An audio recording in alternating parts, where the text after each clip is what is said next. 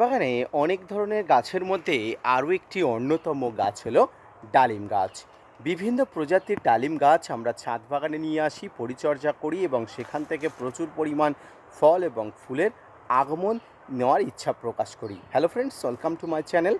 দেশ এবং দেশের বাইরে থেকে যারা আজকে আমার ভিডিওটি কন্টিনিউ করেছেন, প্রত্যেককেই gardener tips with Kamal YouTube চ্যানেলে স্বাগতম। ছাদ বাগানে আজকের ভিডিওর আলোচনার বিষয়বস্তু হলো ডালিম গাছের পরিচর্যা, ডালিম গাছের বৃদ্ধি, ডালিম গাছের রোপণ পদ্ধতি এবং ফুল এবং ফল নেওয়ার আগে ডালিম গাছকে কীভাবে বাড়িয়ে তুলতে হবে, ডালিম গাছের ফুলের কয়টি ভাগ আছে, সেই ফুলগুলোকে দেখে আপনি কি করে চিনবেন। আসুন, সব নিয়ে থাকছে আজকের বিস্তারিত আলোচনা। না স্কিপ করে কন্টিনিউ করুন।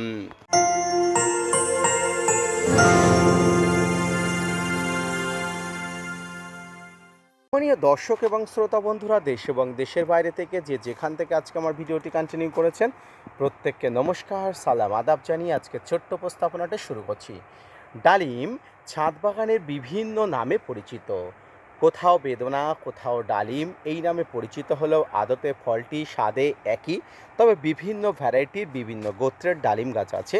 প্রত্যেকটি গোত্রের আলাদা আলাদা পরিচর্যা থাকলেও বিভিন্ন ডালিম গাছের পরিচর্যার মধ্যে একই ধরনের অনেক বৈশিষ্ট্য থেকে যায়। আজকের ভিডিও থেকে জানাবো আপনি ছাদ বাগানের জন্য ডালিম গাছ এনে কীভাবে রোপণ করে পরিচর্যা করবেন। প্রথমেই বলি, ছাদ বাগানে ডালিম গাছ রোপণের জন্য আপনাকে ভালো ট্রাস্টেড নার্সারি থেকে ডালিম গাছ কালেক্ট করতে হবে। বিভিন্ন জাতের ডালিমের গাছ আপনি পেয়ে যাবেন। যেটা ভালো জাতের ডালিম হবে সেই ডালিম গাছটাকে কিন্তু আপনি সবসময় নেওয়ার চেষ্টা করবেন। ভালো জাতের ডালিম গাছের বৈশিষ্ট্য হলো ছোট থেকেই ফুল আসে, কিন্তু ফুল থেকে ফল নেওয়ার কোনো দরকার নেই। তবে ছোট থেকেই যে ফুল আসে এটাই হলো ভালো জাতের ডালিমের একটা বৈশিষ্ট্য। তো এই ডালিম গাছকে যখন আপনি নিয়ে আসবেন, যে পাত্রে রোপণ করবেন সেই পাত্রটা বড় হতে পারে, ছোট হতে পারে, গাছের অনুপাতে কিন্তু পাত্রটাকে আপনি নির্বাচন করবেন। যদি ছোট গাছ হয় একদম ছোট পাত্রে, বা আপনি যে ক্যারি ব্যাগ আছে, যে গ্রো ব্যাগ আছে, গ্রো ব্যাগে বড় করে নেবেন। এরপরে গাছের অনুপাত অনুযায়ী আপনি ডালিম গাছকে রোপণ করবেন। ডালিম গাছের রোপণের জন্য বেলেযুক্ত দোআঁশ বা বেলেযুক্ত এঁটেল মাটি, যে কোনো মাটিই কিন্তু উপযুক্ত। তবে প্রত্যেক মাটির সঙ্গে একটু বালি মাটি মিশিয়ে দিলেই কিন্তু ভালো হয়, যদি সেটি বালি মাটি না হয়। এরপরে ডালিম গাছ রোপণের সময় কোনো খাবার দেওয়ার দরকার নেই। আমি বলবো কোনো খাবার দেওয়ার দরকার নেই। যদি আপনি অভিজ্ঞ হয়ে থাকেন দিতে পারেন, আর অনভিজ্ঞ হয়ে থাকে কোনোভাবেই খাবার দেওয়ার দরকার নেই, কারণ আপনার অতিরিক্ত যত্নে ডালিম গাছের মৃত্যু ডেকে আনতে পারে। একদম নর্মাল মাটিতে ডালিম গাছকে রোপণ করবেন। তারপরে 1 মাস পরে যখন দেখবেন কচি কচি পাতা ডালিম গাছ থেকে বেরিয়েছে, সেই মুহূর্তে কিন্তু আপনি খাবার দিতে পারেন। কি খাবার দেবেন? মনে রাখবেন, যে কোনো গাছের গোড়াতে নাইট্রোজেনযুক্ত খাবারটাই দেওয়াটাই জরুরি। তবে এক্ষেত্রে মনে রাখবেন, নাইট্রোজেন অতিরিক্ত যাতে না হয়, সেক্ষেত্রে নাইট্রোজেন টক্সিসিটি হয়ে যাওয়ার সম্ভাবনা প্রবল। তা নাইট্রোজেনের টক্সিসিটি যাতে না হয়ে যায় তার জন্য আপনি যে কোনো খাবার দিতে পারেন। এর মধ্যে গোবর সার বা ভার্মি কম্পোস্ট যে কোনো একটি খাবার কিন্তু আপনি দেবেন। কতটা দেবেন? আপনার গাছ যদি ছোট হয়ে থাকে অল্প পরিমাণ দেবেন, আপনার গাছ যদি মাঝারি হয়ে থাকে 1 মুষ্টি পরিমাণ দেবেন, এবং গাছের আকার যদি বড় হয়ে থাকে সেক্ষেত্রে 2 মুষ্টি থেকে 3 মুষ্টি পরিমাণ ডালিমের গাছের গোড়াতে খাবার দিলে যথেষ্ট। খাবার দেওয়ার পাশাপাশি ডালিম গাছের আরও আনুষঙ্গিক পরিচর্যা আছে। এর মধ্যে অন্যতম হলো জলের বন্দোবস্ত।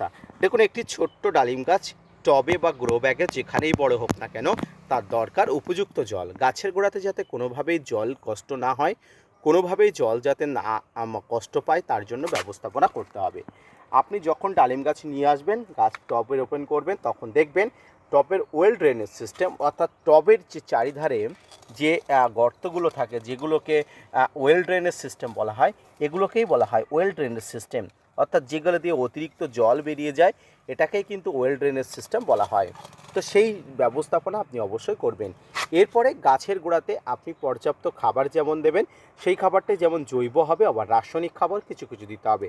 মাঝে মাঝে এসএসপি, মাঝে মাঝে ডিএপি যেমন দেবেন, ঠিক তেমনি গাছে স্প্রে করবেন বোরন, পটাশ, বিভিন্ন ফাঙ্গিসাইড থেকে কীটনাশক, সব কিন্তু ডালিম গাছে ব্যবহার করতে হবে প্রয়োজন অনুসারে আপনার ছাদ বাগানের গাছের জন্য।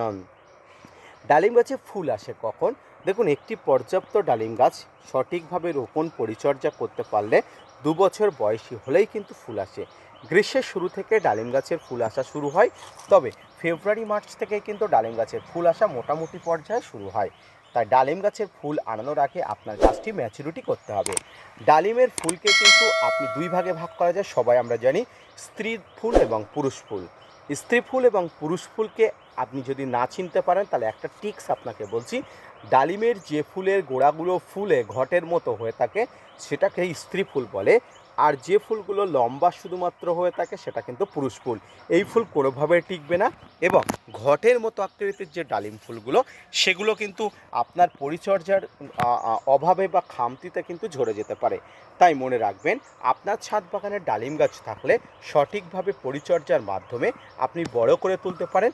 তার জন্য আপনাকে যথাযথ খাবার, যথাযথ জল, কীটনাশক, ফাঙ্গিসাইড, মাইক্রোনিউট্রিয়েন্ট বা অনুখাদ্য সবই কিন্তু যথাসময়ে ঠিকঠাক সময়ে কিন্তু ব্যবহার করতে হবে। প্রিয় দর্শক, একটি ভালো মানের ডালিম গাছের বৈশিষ্ট্য হলো ছোট থেকেই ফুল আসে, তবে সেই ফুলগুলো যথাযথভাবে না নেওয়াই ঠিক। কারণ এই ফুলগুলো আপনি নিলে গাছের কিন্তু অনেক গ্রোথে প্রবলেম হয়ে যাবে। তাই মনে রাখবেন, আপনার গাছ যখন 2 বছর বয়সী হবে তখনই কিন্তু ফুল থেকে ফল নেওয়ার একটা চিন্তাভাবনা করবেন।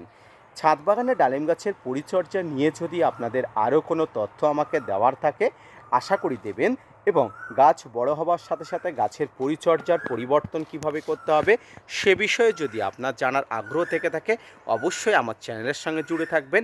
পর্যাপ্ত ভিডিও কিন্তু আমি প্রতি সপ্তাহে বা প্রত্যহ দিয়ে থাকি। তাই প্রত্যেক গাছ নিয়ে আপনার ইনকোয়ারি থাকলে আমার চ্যানেলটাকে ভিজিট করবেন, ভিডিওগুলো দেখবেন। তারপরে যদি মনে হয় স্যাটিসফাইড ভিডিও করছি তাহলে অবশ্যই আমার চ্যানেলে সাবস্ক্রাইব করে পাশে থাকা বেল আইকনটি বাজিয়ে দেবেন। ধন্যবাদ।